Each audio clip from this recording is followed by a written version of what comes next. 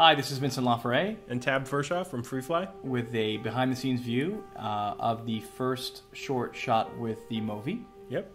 And what we really want to try to explain was why this is an important device and why it might just change things. If you can just see this last shot, Tab was running at full speed and the actual resulting shot is completely smooth. And one of the first things that I think any of us realize, whether we're shooting with an iPhone, a 5D Mark II, or just about any motion camera, is that it's actually really hard to stabilize, even when you're standing still, let alone when you're trying to do a pan or a tilt, let alone running or in a car. Yeah. And I think we've all dreamed of flying with our cameras and doing these incredible shots since we started in video. And some of you may know I shot with the 5D Mark II a few years ago, and I was very limited in the way I could move the camera. And this gimbal to me is kind of that bridge to allowing us to imagine a shot. Here we are on set and just discussing it, and within a relatively few minutes be able to execute it with a relatively small team of people. Yeah, and go down this staircase, which was incredibly tight, and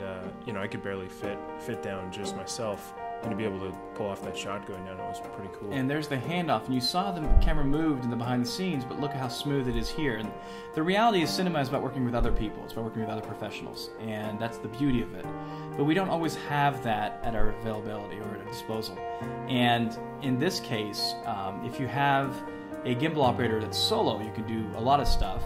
But if you have a second operator as well, you can do even fancier takes like this, where you're just running through a variety of scenes and pulling off stuff that generally would take quite experienced levels of Steadicam operators or gear like jibs and sliders or even cable cams.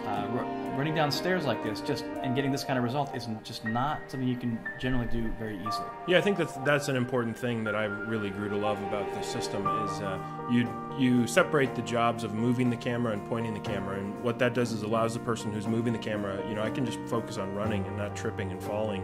And Hugh's operating on the remote here, and he's focused completely on framing. So we divide the labor up, and I think the result is better for it. And what I wanted to do as well is I wanted to shoot the entire short with just this one device. So every shot you've seen in the resulting short was shot with the Movi. And that was a key point. Here you see it on roller skates. And we're running after a cab, and when people see this shot, they're like, okay, I guess it's a Steadicam guy running really quick.